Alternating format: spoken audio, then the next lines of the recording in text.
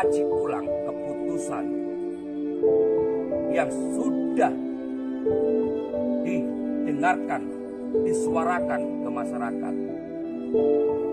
Pemerintah dan tokoh-tokoh agama, kenapa harus menunda umat untuk mengunjungi atau beribadah ke tempat-tempat ibadah? Ini seharusnya tidak perlu. Sudah tahu ada bencana seperti ini, harusnya rumah-rumah ibadah itu harus semakin dipenuhi oleh orang-orang, supaya Tuhan semakin tahu bahwa manusia itu masih perlu Tuhan.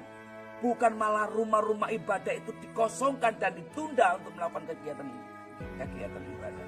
Ini tidak betul, tidak benar, saudara-saudara. Pemerintah dan tokoh-tokoh agama, tolong suruh kembali masyarakat ini beribadah tepat waktunya. Yang Jumatan, yang ke gereja, yang ke wihara, yang ke pura. Penuhi kembali rumah-rumah Tuhan itu, supaya Tuhan senang dan memohonlah belas ampun, belas kasih-Nya, supaya virus yang terjadi di Indonesia ini segera berlalu. Ingat saudara-saudaraku, kematian bukan disebabkan oleh virus corona, tapi di kening kita masing-masing itu sudah tertulis kapan kita mati. Kita ingat sejarah para nabi. Ada nabi yang tidak taat sama raja tertentu, dimasukkan ke dalam api, kobaran api. Apakah mereka mati? Tidak. Karena kuasa Tuhan, mereka selamat dari kobaran api. Sama halnya dengan virus corona ini. Kalau kita semakin menjauh dari Tuhan, apakah Tuhan akan menolong kita? Atau sebaliknya? Dan sekali lagi untuk tokoh-tokoh agama terutama, kalian mengaku tahu Tuhan, tahu segala kitab. Tolong anjurkan umat kalian untuk semakin mengokohkan ibadah mereka dan berseru kepada Tuhan sekeras-kerasnya. Karena di saat musibah ini, loyal kita, integritas kita diuji. Dan sekali lagi, virus corona ini bukan disebabkan oleh Tuhan atau ujian dari Tuhan. Ini bertentangan banget dengan sifat Tuhan, yaitu Maha Pengasih, Maha Sayang, Maha Benar, dan masih maha-maha yang lain yang dimiliki Tuhan. Lah kalau musibah ini dari Tuhan dan mencelakai banyak umat, ini bertentangan dengan sifat Tuhan yang Maha Penyayang dan Maha Pengasih tadi. Lalu siapa di balik skenario peristiwa ini? Dari dulu, dari leluhur kita, dari yang zaman-zaman yang kita tidak tahu zamannya, yaitu setan si iblis yang berusaha memisahkan hubungan kita kepada Tuhan. Jadi perlu disadari bahwa jangan pernah takut lagi dengan virus yang mematikan apapun namanya, baik virus AIDS, flu burung, flu babi, dan banyak lagi virus-virus lain. Nanti ingat pesan saya, akan muncul virus-virus baru setelah virus corona ini. Apakah kalian semakin menjauh dari Tuhan? Jangan, saudara. Ini tidak perlu dilakukan lagi. Dan keputusan dari pemerintah yang menunda atau juga merumahkan orang-orang di rumah selama beberapa waktu belakang ini secara berlahan juga tidak bijaksana, karena demi sedikit ini juga akan mematikan mereka.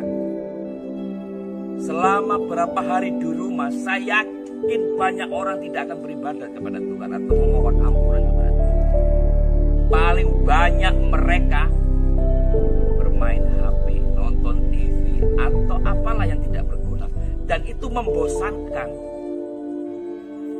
Dan keputusan pemerintah bagi saya, ini kita lihat sekarang ini, banyak merugikan rakyat atau justru menguntungkan rakyat.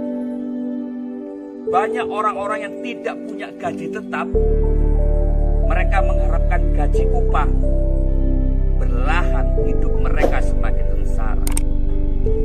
Kuli angkut, buruh kasar, buruh tani, pedagang-pedagang kecil di pasar-pasar, para supir, para ojek, para angkutan umum, baik taksi, kereta api, pesawat, penginapan, hotel-hotel, semua ini perlahan-lahan akan runtuh dan akan membunuh mereka satu persatu. Ini harus dilawan. Aktifkan kembali mereka. Jangan biarkan iblis bergembira di atas penderitaan ini. Kita harus kembali segera memohon ampun kepada Tuhan dan penuhi kembali tempat-tempat rumah-rumah ibadat Tuhan. Karena di sanalah sumber segala keselamatan dan mati hidup kita. Jangan lagi takut dengan namanya virus yang seperti ini. Indonesia ini sudah cukup lama menangis dan menderita.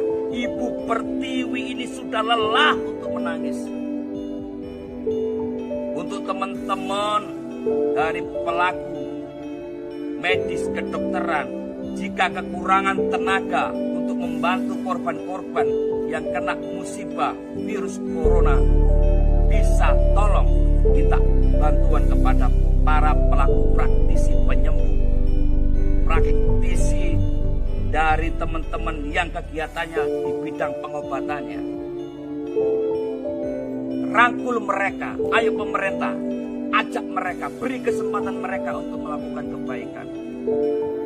Saya Mbak Gimbal juga akan bersedia jika dibutuhkan untuk menolong orang-orang yang mengalami penyakit-penyakit seperti corona, lumpuh, stroke, tuli, dan banyak lagi yang sudah saya bantu untuk mengatasi masalah penyembuhan.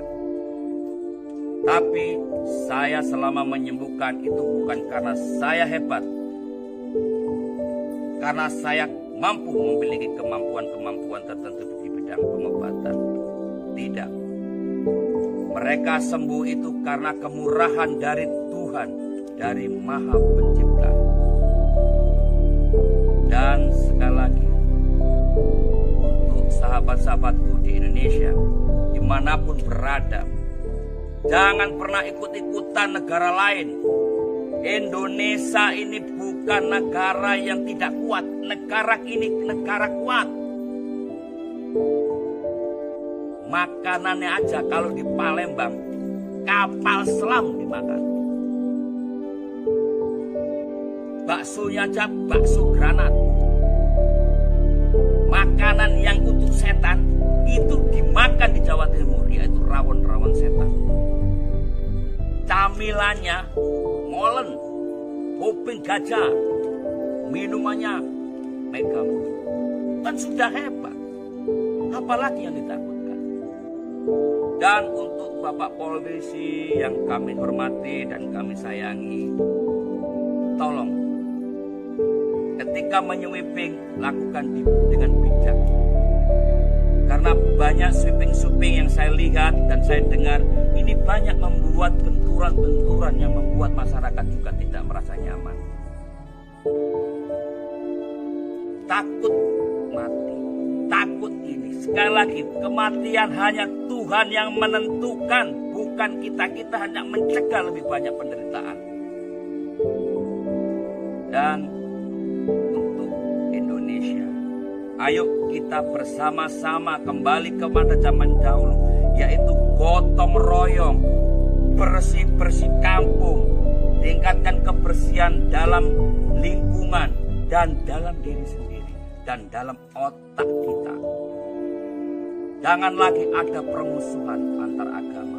Jangan lagi merasa hebat. Hebat adalah ketika hidup kalian bermanfaat untuk orang lain. Kuat ketika kekuatan kalian itu mampu menolong orang yang lemah dan tak berdaya sehingga mampu berdiri. Dan sekali lagi, hebat dan kuat itu hanya milik Tuhan.